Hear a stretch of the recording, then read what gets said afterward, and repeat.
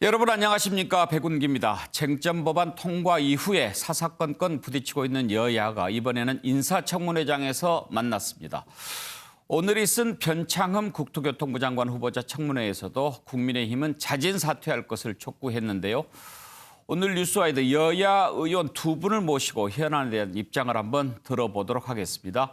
민주당의 전재수 의원, 국민의힘 성일정 의원 모셨습니다. 어서 오십시오. 반갑습니다. 어느 나라나 여야 의원들 서로 사이가 그렇게 좋지는 않겠지만 우리나라는 좀 더 심한 것 같다, 그런 생각이 들고요. 요즘에 더 그런데 두 분은 20대, 21대 나란히 국회의원 하셨고 지금 정무위 같이 계시죠? 그렇습니다. 예, 그렇습니다. 예. 오늘 옷 입고 오신 것도 비슷하고 두 분은 사이가 좋으신 것 같아요. 늘 좋습니다. 제가 존경하는 분입니다. 성 의원께 먼저 한번 여쭤보지요. 정말 지금 21대가 우리가 느끼기에 여야가 너무 부딪히기만 한다, 그런 생각이 드는데 요즘이라 그런 생각이 드는 걸까요? 아니면 20대하고 비교해 보셨을 때 좀 더한 것 같습니까? 어떻습니까? 연장선상이라고 봐야지요. 20대에도 공수처라든가 선거법에 대해서 패스트 트랙을 여당이 태웠잖아요. 그래서 그 부분에 대해서 야당이 이걸 하면 안 된다라고 굉장히 반대를 많이 했지요. 예. 그때 이제 밀어붙인 게 그 당시에는 이제 그 여당의 구도가 지금 같지는 않았지요. 국민의당이라든지 또 정의당 같은 데 의석이 많았기 때문에 그때도 범야권의 세력이 좀 많은 편이었지요. 예. 그때도 힘으로 밀어붙여서 문제가 됐는데 21대 와가지고는 이제 여당의 독주 체제가 됐잖아요. 예. 뭐 180석 정도가 되니까. 그래서 지금 같은 경우는 저희 야당이 아무리 소리 질러도 예. 20대보다 훨씬 더 듣는 그 귀를 여는 것이 적지 않나 싶습니다. 더 말을 안 들어준다, 이렇게 생각하십니까? 그렇습니다. 아예 대화가 안 된다고 봐야지. 그 전에 보면은요, 이렇게 낮에는 그렇게 치고받고 싸우다가도 또 저녁이 되면 또 허심탄회하게 서로 속 얘기도 하고 이른바 물밑 접촉도 하고 그러는데 요즘에는 그런 것도 안 하는 것 같아요. 어떠세요? 우리 여당이 그 부분은 더 잘할 것 같은데. 성 의원께서 한번 그런 일이 저도 있는지. 그 얘기를 예. 저도 그 얘기를 많이 듣습니다. 그래서 그래도 옛날에 청와대는 비교적 여당한테 집권 여당의 원내 지도부한테 협상할 수 있는 권한을 좀 많이 주었지요. 예. 그래서 협상폭이 좀 있었다고 보고 또 노무현 대통령께서도 대통령 하실 때 이재호 대표한테 저는 직접 들었습니다. 사학법을 처리할 때 여야가 극렬하게 싸우니까 김한길 대표와 이재호 대표를 청와대로 부르셨다는 거예요. 그래서 이렇게 식사를 하시고 산책을 하시면서 마지막에 여당 원내대표였죠. 김한길 대표한테 양보하지, 이렇게 얘기를 하셨다 그래요. 그래서 예. 대통령께서 그런 부분도 이렇게 좀 길을 열고 이러셨는데 지금은 그런 것 같지는 않습니다. 그러면 전재수 의원께 한번 물어보죠. 야당은 여당이 말을 하나도 안 들어준다, 지금 이렇게 생각하는 것 같아요. 뭐 그렇지는 않습니다. 예로 들면은 조금 전에 우리 성일종 의원님께서 이제 공수처 말씀을 하셨는데 공수처만 하더라도 어떻든 법은 20대 국회 때 이제 통과가 된 거 아니겠습니까? 근데 이것이 7월 15일 날 이제 법이 시행이 됐습니다. 그래서 이제 공수처장을 제외하고 사무실도 다 꾸려졌고 사람들도 다 꾸려져 있습니다.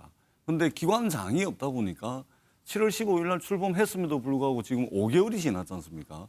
그런데도 지금 이게 법을 어겨가면서 말하자면 공수처라는 기관이 잠을 자고 있는 것이죠.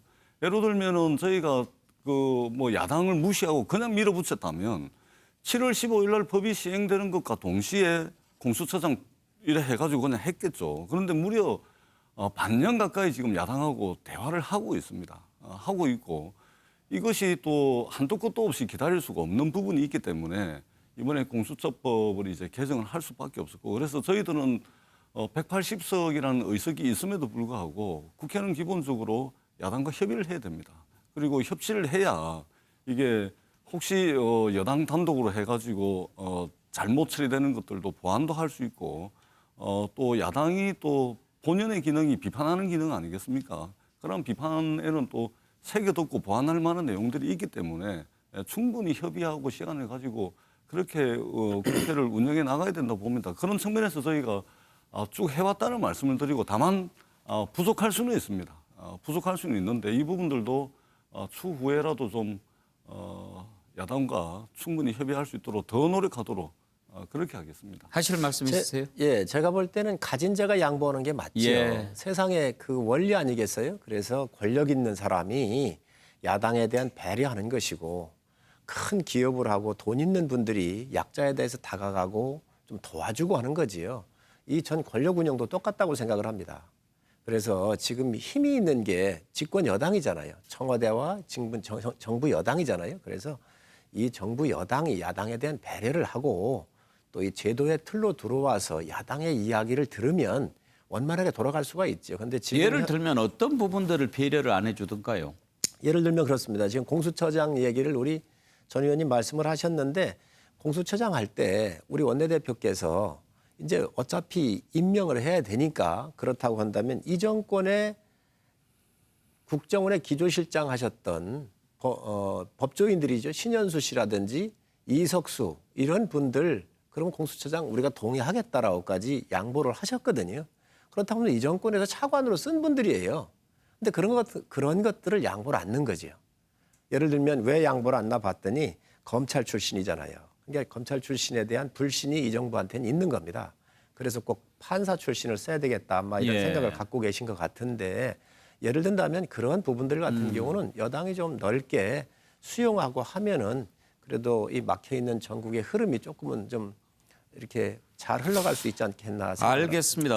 제가 한 말씀만 좀 제가 뭐 전반적으로 뭐 동의하는 부분인데 한 말씀만 좀 더 보완을 드리자면은 야당은 비판할 수밖에 없습니다. 그리고 비판 잘하는 것이 또 야당 역할을 잘하는 것이기도 하고 그럼에도 불구하고 이제 여야가 이게 야당의 입장을 떠나가지고 여당에게 설사 좀 부족하고 마음에 안 드는 부분이 있다 하더라도 예를 들면은 지금 코로나 전국 아니겠습니까? 특히 백신 문제와 관련해서 이런 문제 이것은 이제 굉장히 코로나를 극복하는 문제에 있어서도 중요한 것이고 그다음에 국민 건강을 지킨다는 측면에서도 굉장히 중요한 문제인데 사실은 이 코로나를 극복하는 것은 정부와 국민 사이의 신뢰관계가 깨져버리면 이게 방역이 성공을 할 수가 없습니다.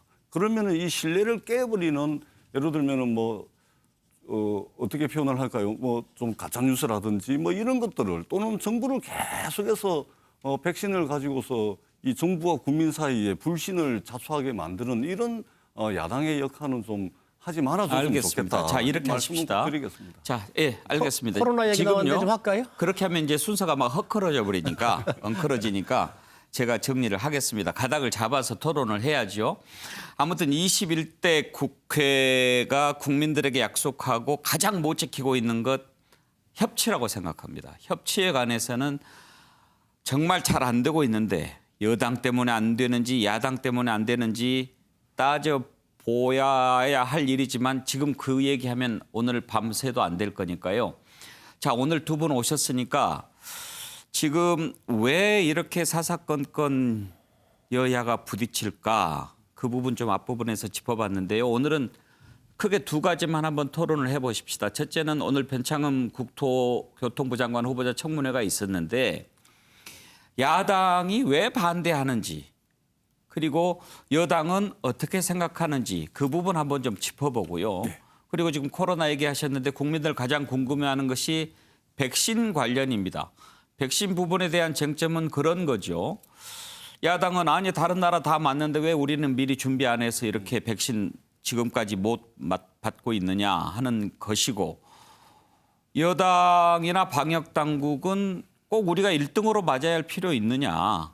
다른 나라 하는 거 봐가면서 하는 것도 괜찮다 이런 입장인 것 같은데 그 부분도 한번 나눠서 들어보고 그렇게 하죠. 먼저 변창흠 후보자 부분과 관련해서 지금 성 의원님 야당은 반대를 넘어서 그냥 사퇴해라 이거죠. 예, 그렇습니다. 왜 그렇습니까? 우선 변창흠 후보자는 너무 험결이 많지요. 그리고 과연 국무위원으로서 자질이 되는가. 이미 이분은 SH공사의 사장을 하셨잖아요. 아마 뉴스를 통해서 이분의 언행이라든가 여러 가지 경영할 때의 문제점들을 보셨을 거예요. 우선 저는 이 말씀을 좀 드리기 전에 먼저 한 말씀을 드리고 싶은 게 저는 대통령의 국정 철학하고는 전혀 맞지 않는 분이라고 생각을 해요. 예. 그 왜 그러냐면 대통령께서는 사람이 먼저라고 그러셨잖아요. 그게 국정 철학입니다. 예. 그리고 대통령께서 16년도 6월 11일 날 구의역 이 김군 사건이 났었을 때 그때 뭐라고 그러셨냐면 새누리당 정권이 추구하고 방치한 이윤 중심의 사회, 탐욕의 나라가 만든 사고의 점에서 구의역 사고는 지상의 세월호다 이렇게 얘기를 해요. 지상의 세월호다. 이게 굉장히 심각하게 보시는 내용이거든요. 그런데 그리고 또 사람이 먼저라고 늘 말씀을 하시는데 변창흠 후보자가 16년도에 뭐라고 그랬냐면 서울시 산하 메트로의 위탁받은 업체 직원의 실수로 죽은 것이다. 그렇게 얘기를 했고 또 사실 아무것도 아니다. 걔가 조금만 신경을 썼으면 아무 일도 없었다. 이렇게 얘기를 했단 말이죠. 근데 이 김군 같은 경우는 130만 원을 받았다 그래요. 그리고 동생이 학비를 마련하기 위해서 그 고생을 했고 퇴근길에 배낭에서 컵라면을 하나 넣고 다니면서 그 돈을 아끼면서 쓴 그런 아주 우리 사회의 젊은 청년 아니겠습니까? 19 먹은.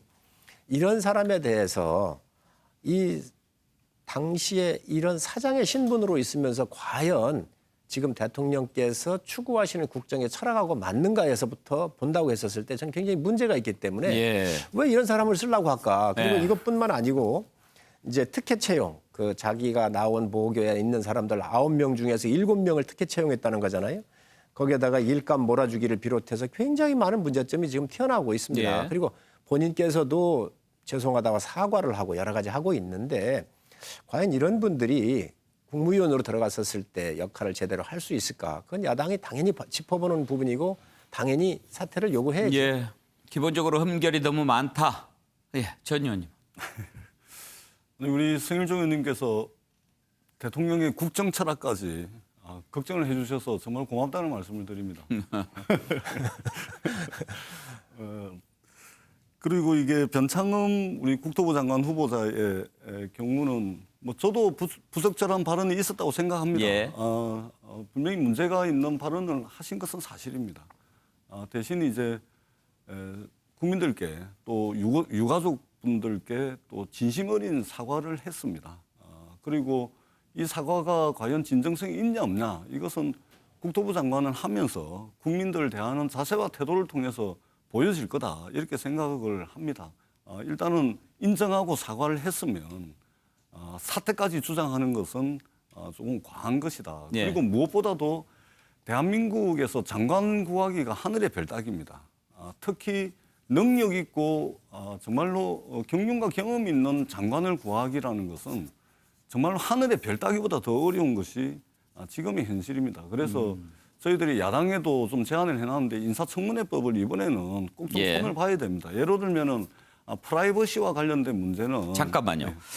지금 아주 좋은 지적을 해주셨는데 인사청문회 제도 이 기회에 한번 바꿔볼 거냐는 건 좀 그것도 따로 떼서 생각을 해보십시다. 예, 예, 왜냐하면 지금 이제 첫 번째 토론 주제로 변창흠 장관 후보자에 대해서 왜 부당하다고 생각하느냐 이 부분을 지금 두 분 입장을 들어봤는데 그러면 전 의원께 먼저 제가 여쭤보죠. 지금 혹시요 야당이 이렇게 반대하는 것은 지금 성 의원께서 너무 뭐 흠결이 많다, 셀 수도 없을 만큼 많다 이런 것을 이유로 꼽으셨지만 기존에 김현미 장관이 이렇게 해왔던 주택 정책이라든지 여기에 대해서 매우 비판적이었지 않습니까? 그런데 장관이 바뀌면 그 정책이 좀 바뀔까 했는데 오히려 그 정책을 그대로 이어받는 것을 더 넘어서 정책을 수행할 것으로 보는 장관 후보자라서 이렇게 강하게 반대하는 것 같다 이런 시각도 있는데 혹시 그렇게 생각하십니까? 예, 일단은 뭐 동의하는 부분도 있습니다. 그런데 기본적으로 이 변창흠 후보자는 여러 가지 뭐 말실수라든지 이런 부분들이 있었습니다만은 충분히 사과를 드렸다는 말씀을 드리고 이분은 있잖아요. 주택 공급 정책이라든지 또 주택 공급에 대한 그동안의 노하우라든지 또 이것 못지않게 더 중요한 게 이제 국가 균형 발전 철학이 있지 않습니까? 지금 지방 소멸의 문제도 있고 서울 수도권 집중의 문제가 있기 때문에 그러니까 주택 공급 정책 또 국가 균형 발전이라는 측면에서 굉장히 적임자입니다. 우리 성일종 의원님께서 대통령의 국정 철학을 말씀을 하셨는데요. 지금 현재 당면하고 있는 여러 가지 부동산 시장에 잘 대처할 수 있는 적임자로 저희들 보고 있고 야당에서 지금 여러 가지 이제 문제점들을 제기를 하는데 뭐 그런 거 인정합니다. 그럼에도 불구하고 장관직을 수행할 수 없을 정도의 한방 스모킹건 이것은 없는 것으로 판단을 합니다. 예. 그래서 지금 저희들이 당면하고 또 문제를 해결해 나가야 되는 부동산 시장을 봐서라도 야당이 좀 대승적 차원에서 인사청문 보고서도 좀 국회 차원에서 채택을 해 주십사 하는 당부의 말씀을 드리도록 하겠습니다. 그러면 서기용께 혹시 그런 부분 때문에 반대하는 측면도 있습니까? 정책 차원에서. 그러면요. 이분께서 뭐라고 그러셨냐면 못 사는 사람이 미쳤다고 나가서 밥을 먹느냐 그래. 안에서 해 먹지. 이 한마디는 이분의 갖고 있는 생각이 하나로 집적됐다고 보여져요. 평상시에 갖고 있는 이분의 삶에 대한 여러 가지 생각들이 축약돼서 나온 거잖아요. 근데 지금 뭐 부동산이 이 정권의 가장 큰 아킬레스 건 중에 하나인데 이 문제를 풀어야 될 거 아니겠습니까? 근데 이러한 사고의 영역을 가지고 있는 사람이 과연 풀 수가 있는가? 또 전번에 대통령을 모셔가지고 LH 사장을 하고 있었잖아요. 대통령을 모셔가지고 잠깐 그 임대 아파트 오셔가지고 하는데 4억 5천만 원을 드렸어요. 정말로 이 문제를 풀 의지가 있으면 있는 그대로 보여드리면서 이 부분에 대해서 제대로 국민들한테 다가가는 모습을 장관 후보자로서 또 LH 사장의 담당 사장으로서 그걸 보였어야지요. 다 이걸 그냥 포장만 한 거잖아요. 이런 분이 과연 직무에 적합한가? 저희는 굉장한 의문을 가지고 있습니다. 그러면 정책 때문에 만약에 반대한다고 하신다면 지금 주택 정책에 대해서 국민의힘은 뭐를 어떻게 했으면 좋겠다고 생각하시는지 궁금합니다. 지금 주택은 수요와 공급이 맞지 않는 거잖아요. 박원순 시장 때 약 380곳 정도 되는 재건축이나 재개발을 아예 지구 단위조차도 다 있었던 것도 해지시켜 버렸어요. 그래서 수요와 국민들이 자기의 삶에 좀 더 윤택하고 좋은 데 가서 살고 싶다고 하는 이 욕구는 자연스러운 거거든요. 그러면 이 공급을 통해서 해줘야 되는데 공급이 아니거든요. 지금 현재. 공공으로만 해결할 수가 없는 부분이라는 거지요. 민간이나 공공 부분 함께 가야 될 텐데 그래서 이 정권이 실패를 한 거예요. 저희 같은 경우는 지금 이 공급을 하자 예. 이 이야기고 그리고 또 전국적으로 우선 수도권으로 보면 일기 신도시가 5군데 있잖아요. 30년이 넘었습니다. 이게 160에서 220 정도의 용적률을 갖고 있는데 이 일기 신도시가 오래됐어요. 30년이 넘었어요. 그렇기 때문에 이런 곳을 용적률 300 이상, 400 가까이 하게 되면 약 한 30만 원, 29만 6천 호 정도가 되는데 한 30만 원씩 늘어날 수 있거든요. 그래서 이런 부분들을 우리가 통해 가지고 또 공급할 수 있는 걸 해야 되는데 변창흠 후보자는 그런 생각을 갖고 있지는 않잖아요. 그러니까 이 문제를 풀어가는 데도 적합하지 않다고 보고 있습니다. 전의원 의견은 예, 그러니까 우리 성일종 의원님께서 잘 말씀을 해주셨는데 그러나 아쉽게도 대한민국의 부동산 시장은 시장의 일반적인 원칙인 수요 공급의 원칙에 의해서 고수요와 공급의 원칙에 의해서만 작동되는 시장이 아닙니다. 대한민국의 부동산 시장은 그렇습니다.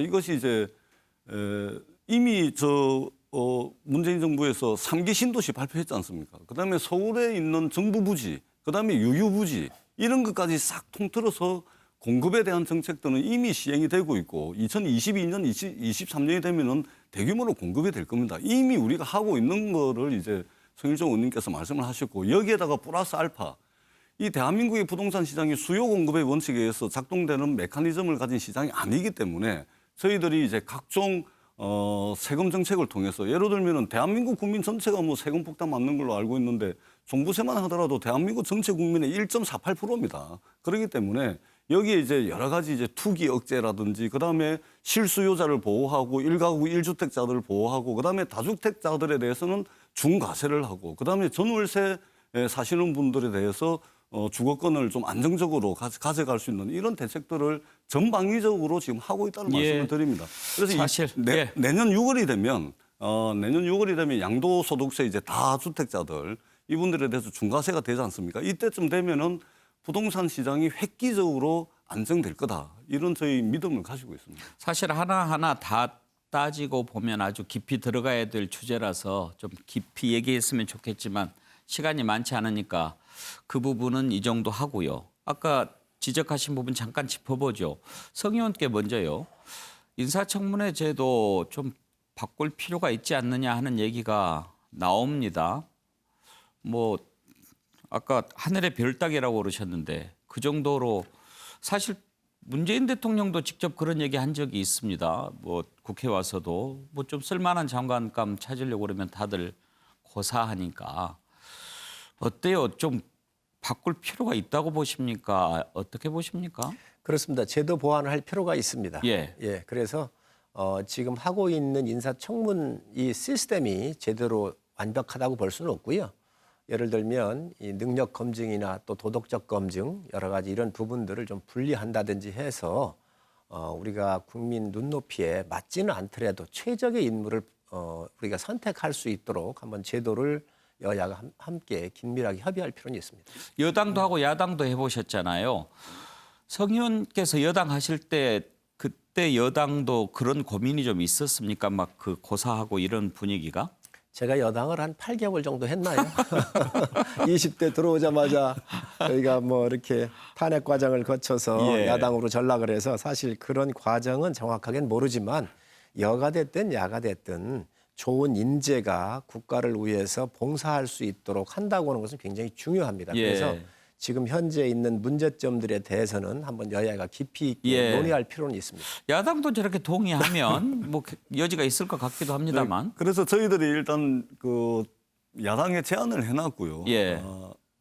그래서 그 이제 장관 후보자들 검증하시는 분들한테 제가 직접 이야기를 한번 들어봤습니다. 예. 들어봤는데 당신 참 능력도 있고 예. 우리 공동체를 위해서 국가와 민족을 위해서 봉사 한번 하시겠냐 이렇게 의향을 물어보면 그러면 오케이 하면 이제 검증 동의서를 받아서 검증에 들어가잖아요. 근데 이야기를 들어보니까 자기는 하고 싶은데 가족들, 그다음 딸 자식들, 집사람, 뭐 부모님 이런 사람들이 쌍수로 반대한다 전부 그러죠. 다 반대를 한다는 예. 거예요. 왜냐하면 당신이 좋아서 하는 건 좋다. 그런데 인사청문회 하면은 사돈의 팔촌까지 다 해가지고 다 드러나는데 사생활이 다 드러나는데 아니 당신이 그래 해가지고 저 가족들까지 이거를 피해를 입히면 되겠냐. 예. 이런 가족들이 다 반대를 하는 겁니다. 그래서 정말로 사사로운 문제가 있다 하더라도 우리 공동체와 국가와 민족을 위해서 충분히 기여할 만한 능력이 된다면 그 이익이 더 크다면 이런 부분은 좀 이제 이거는 지금 야당이 여당이 됐을 때도 고민할 수밖에 없는 문제고 저희들은 지금 당면에서 고민을 하고 있는 문제이기 때문에 이것은 정말로 여야가 정말 손을 맞잡고 진짜 이게 좋은 거 하나 만들어낼 수 있는 그런 여지가 충분히 있다고 생각을 합니다. 예. 저는 이 문제도 지금 대통령께서 또 여당이 자기 고백을 할 필요가 있어요. 장관들 인사검증할 때 7가지 기준을 제시했잖아요. 위장 전입 안 된다. 군대 뭐 이렇게 한 사람 안 된다. 세금 체납하거나 뭐 이 세금 납세 의무를 잘 하지 못한 사람 안 된다. 뭐 교육 비리 같은 거 있는 사람 안 된다. 뭐 여러 가지 것들을 내놓았는데 이런 부분들에 대해서 운영을 하다 보니 문제가 있습니다. 우선 그러한 것을 다 대선의 공약으로 내세우면서 도덕적 우위에 있는 이 세력으로서 국민들한테 어필을 해서 표를 받았는데 집권하고 나서 문제 있으면 정말 해보니 이런 문제들이 있으니 좀 이거 저희가 좀 낮추겠다든지 국민한테 사과하고 하면 좀 더 여유가 있을 텐데 이제 그런 것들을 안 하고 예. 이제 가니까 좀 문제가 있지요. 알겠습니다. 근데 그런 고백은 이미 여러 차례 했고요. 대통령께서도 이제 장관 찾아 산만리 이걸 하시면서 이제 고뇌를 국회에 오셔서도 말씀을 예. 하셨고 그다음에 장관 인사청문회와 관련해서는 여러 가지 이제 기준들과 관련해서는 그거는 그때 당시에 지금 야당도 같은 대선 공약이었습니다. 여야의 공통의 대선 공약이었고 그렇기 때문에 저희들이 함께 머리를 맞대서 예. 정말로 국가와 민족을 위해서 이게 일할 수 있는 능력 있는 분들을 장관을 모시고 또 일할 수 있는 이런 인사청문회가 될 수 있도록 손질을 좀 해야 될 거로 예. 보입니다. 도덕성 검증해야 되겠지만 또 그게 너무 기준이 엄격하다 보면 사실 사람 찾기 힘든 부분도 있겠죠. 이것은 좀 어느 정도 접점이 있는 것 같으니까 여야가 잘만 하면 개선안이 나올 수 있을 것 같기도 그렇습니다. 합니다. 자, 백신 얘기 넘어가 보죠. 지금 백신 때문에 상당히 정부가 곤혹스러워하고 있습니다. 그런데 누구한테 먼저 여쭤보는 게 나을까요? 전 의원께 한번. 지금 백신 늦어지고 있는데 문제 없답니까? 아니면 잘못한 점이 있답니까? 여당 입장이. 전혀 문제가 없습니다. 문제가 없고요. 다만 이제 국민들께서 불안해하시는 부분들이 있거든요. 그것이 무엇인지 저희들이 잘 알고 있습니다. 그래서 그런 국민들께서 불안해하시는 부분들은 저희들이 열과 성을 다해서 보완을 할 겁니다. 예로 들면 저희가 지금 4,400만 명분에 해당하는 이제 백신을 확보를 한 거 아닙니까? 그런데 여기에는 지금 나와 있는 백신은 다국적 제약회사들이 임상 실험을 해가지고 나온 백신인데, 근데 이 백신은 아동 청소년을 대상으로는 저거를 임상 실험 못했습니다. 예. 그렇기 때문에 아동 청소년은 이 지금 백신 접종 대상이 아닌 거죠. 그러면 아동 청소년을 빼고 나면 4,400만 명분이면 예. 대한민국의 성인들이 충분히 다 맞을 수 있는 분량이 되고요. 그리고 더 중요한 것은 백신은 먼저 맞는 게 중요한 게 아닙니다. 백신은 오히려 뒤에 맞을수록 더 안전합니다. 더더구나 일반적으로 우리가 독감 백신만 하더라도 백신이 하나가 나오려면 통상 3년에서 4년 걸리거든요. 왜 이렇게 시간이 많이 걸리냐면은 국민 건강, 사람의 생명과 직결되는 문제이기 때문에 3, 4년에 걸쳐서 임상 실험을 또 하고 부작용은 없는지 이것들을 보기 때문에 3, 4년 걸려서 백신을 하는데, 지금 이 코로나 백신은 있잖아요. 급하다 보니까 6, 7개월 만에 만들어낸 겁니다. 그러다 보니까 지금 부작용이 드러나고 있지 않습니까? 알레르기가 생기고 안면 마비가 오고 근육통이 오고 지금 이러고 있습니다. 그런데 미국이나 영국 이런 데는 지금 이 안정성이 완전히 확보되지 않은 이 백신을 그냥 막 이 접종하는 거 외에는 달리 이 코로나를 잡을 수 있는 방법이 없는 나라들입니다. 미국만 하더라도 지금 환자가 지금 1,900만 명 확진자, 그다음에 매일 확진자가 20만, 30만 명씩 생기고 벌써 사망자도 30만 명을 넘어가고 있습니다. 여기랑 우리나라는 틀리죠. 그래서 대한민국 백신 정책의 핵심은 국민 건강 가장 우선이다. 그래서 추이들을 지켜보면서 다른 나라에서 어떤 부작용이 나오는지 이것을 잘 체크를 해가지고 가장 안전한 백신을 가장 적절한 시기에 국민들께 접종받을 수 있도록 예. 철저하게 계획을 세우겠다. 이 말씀을 꼭 드리도록 하겠습니다. 알겠습니다. 자, 성일정 의원 하실 말씀이 많은 것 같습니다. 지금 전 의원님 여러 가지 말씀을 하셨는데 아동들한테는 뭐 이게 마칠 일이 아니다 그랬거든요. 아동 문제를 지금 거론한 게 아니에요. 두 번째, 뒤에 맞을수록 안전하다 그러는데 전 이게 동의할 수가 없습니다. 그러면 태국도 확보를 했거든요. 지금 세계 30여 개국이 이미 접종을 들어갔어요. 일본 같은 경우도 그렇게 환자가 많지 않아요. 그러면 일본이나 영국이나 유럽이나 미국은 이 안전상 문제가 걱정되는데도 불구하고 마치고 있습니까? 그런 거 아니거든요. 우리가 못 구한 겁니다. 이걸 정확하게 알아야 되고, 지금 문제는 뭐냐면 대통령께서 9일 날 터널의 끝이 보인다 그러셨어요. 이 코로나의 끝은 어디냐면 백신이에요. 정확하게 짚으셨어요. 끝은 짚으셨어요. 이 끝은 백신입니다. 백신이 없이는 이걸 어떻게 할 수가 없어요. 그런데 대통령께서 4,400만 개를 확보를 하셨다 그랬거든요. 1,000만 개는 아스트라제네카예요. 아스트라제네카는 왜 확보를 했느냐? 우리나라에서 생산을 하고 있거든요. 위탁 생산을. 그래서 이거를 계약을 했는데 이것도 언제 몇 월까지 주겠다라고 하는 게 없습니다. 그냥 1,000만 명 분에 대해서만 계약이 돼 있고요. 제일 좋은 게 모더나와 파이자예요. 여기에서 1,000만 개씩 2,000만 개를 갖고 온다 그랬는데 계약도 못 했고 아무것도 못 했습니다. 여기에도요. 그리고 갑이라고 하는 감염병 국제 기구가 있는데 여기서 1,000만 개를 확보했다 그랬어요. 이거는 중국계 올지 국제 기금을 통해서 모아가지고 이제 배당을 해주는 거기 때문에 중국 백신이 올지 러시아께 올지 미국께 올지 아무것도 모릅니다. 이거. 그리고 얀산에 400만 개 이렇게 해서 했는데 문제는 뭐냐면 빨리 맞출수록 좋은 거지요. 빨리 맞춰야지요. 그런데 여기에 언제 어느 회사하고 얼마만큼의 양을 언제 우리가 들어와서 맞을 수 있는지를 국민한테 내드려야 될 거 아니에요. 지금 이스라엘도 마치고 다 마치고 있잖아요. 그런데 이거에 대한 계획이 하나도 없는데 지금 이 안전도 때문에 우리가 천천히 맞아도 된다고 하는 것은 이 정부가 지금 그렇게 얘기를 하고 있거든요. 아마 그러니까 우리 의원님께서도 그 말씀을 하시는데 예. 정말 국민한테 해서는 안 된 소리를 하고 있다. 있을 수 없는 얘기입니다. 자, 두 분 논리를 충분히 들었습니다. 이건 굉장히 예. 중요한 말씀입니다. 네. 우리 지금 성일종 의원님께서 굉장히 큰일 날 말씀을 하시고 계신 예. 겁니다. 굉장히 큰일 날 말씀을 하고 계시거든요. 왜냐하면 백신은요, 통상 3, 4년 걸리는 백신을 지금 6개월 만에 만들어가지고 미국이나 영국은 백신 그냥 이게 안정성이 완전히 확보가 안 되더라도 일단 효과가 좀 있다니까 부작용은 뒤로 좀 미루고 이 접종하는 거 외에는 다른 정책이 방역과 관련된 정책이 있을 수가 없습니다. 없기 때문에 급하게 하는 거고요.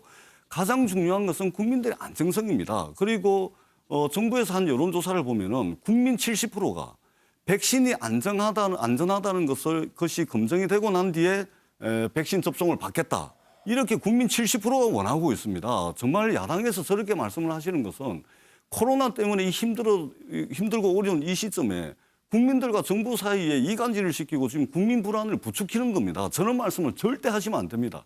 백신은요, 충분히 검증되고 난 뒤에 안전한 백신을 국민들이 접종할 수 있도록 예. 정부가 준비를 해야 되지 무조건 지금 백신 먼저 맞아야 된다. 이것은 정말로 국민들을 불안하게 하는 말씀입니다. 이 말씀을 꼭 드리고 싶습니다. 예. 백신은 과학입니다. 과학이 한 거예요. 과학도 모르는 사람이 국민 불안을 한다라고 지금 여당에서 얘기하고 정부 책임자들이 얘기를 하고 있는데 언제 야당이 국민 불안을 했습니까? 아니 백신을 확보했다라고 정부가 얘기했거든요. 확보했다 그러면 계약서를 좀 주어보고 언제 들어오는지 얼마의 양이 들어오는지 어느 회사 건지를 내놓으라고 한 거예요. 그거 못 내놓잖아요. 그래 놓고 나서 이게 지금 국민 불안을 야당이 부추기고 있다 그러는데 확보했으면요. 아니 K방역이라고 하면 1,200억 광고비를 썼잖아요. 정부 돈을. 지금 K방역이 성공했습니까? 그러면 이 돈 갖다가 모더나나 파이자에 개발할 때 돈을 넣었으면 우리가 먼저 확보할 수도 있었어요. 이런 노력도 안 했습니다. 네. 또 예산할 때 정부 여당은 백신 반영이 아예 없었습니다. 그래서 추경할 때 저희가 3천억을 넣고 이번 본예산할 때 9천억에서 1조 2천억을 야당의 요구에 의해서 넣은 거예요. 이거 애초에 넣을 생각도 없었던 것 같아요. 그런데 알겠습니다. 그런 걸 떠나서라도 예. 지금 전 세계가 백신이 지금 풍기고 구할 수가 없습니다. 그러니 국민들한테 늦었으면 늦었다고 얘기를 하고 대통령께서 무슨 말씀을 하셨냐면 취임사에서 잘못한 일은 잘못했다고 말씀드리겠다. 또 거짓으로 불리한 여론을 덮지 않겠다라고 얘기를 하셨잖아요. 그러니까 이런 문제가 있으면 국민 여러분 이런 문제 때문에 저희가 좀 못했다. 그러니 좀 저희가 빨리 하겠습니다라고 얘기하시면 될 일을 지금 이게 국민 불안한다고 야당한테 이렇게 뒤집어 씌우면 그럼 야당은 이런 문제를 끌어내서 여당을 공격해 여당이 빨리 할 거 아닙니까? 예. 야당 역할을 하는 거에 대해서 국민 불안이라고 하는 것은 전 굉장한 모순이라고 생각합니다. 우리 성일조 의원님께서 정말 큰일 나신 말씀을 계속하고 계십니다. 백신 과학입니다. 그런데요, 통상적으로 백신은 3, 4년 걸립니다. 많은 임상실험을 통해서 부작용을 전부 검증 다 해야 됩니다. 그다음에 아동 청소년에 대해서는 지금 나와 있는 백신은 아동 청소년 대상으로 한 임상실험을 거치지 않았습니다. 그렇기 때문에 미국, 영국도요, 아동 청소년에게 이 백신을 접종하지 않고 있습니다. 과학이죠. 그러나 특별히 부작용에 대한 검증 과정이 다 거치고 난 뒤에 안전한 백신이 나왔을 때 과학이지. 알겠습니다. 지금 6개월 예. 만에 뚝딱 만든 백신 근데 이제 가지고 그 말씀을 이건 아닌 이해하겠는데 거죠. 계속 그렇게 말씀하시면 나중에 백신 맞는 국민들이 또 더 불안해할 수도 있으니까 그 부분은 전문가 의견을 나중에 한번 좀 더 들어보도록 하고요. 당초 오늘 우리가 예정했던 주제보다 더 줄여서 얘기했는데도 예정 시간이 10분 지났습니다. 이런 자리를 좀 자주 만들겠습니다. 나와서 한 번씩 토론해 주십시오. 네, 그렇게 하겠습니다. 오늘 말씀 감사합니다. 네, 고맙습니다. 예. 감사합니다. 민주당의 전재수 의원, 국민의힘 성일정 의원과 긴급 현안 토론 시간 가져봤습니다.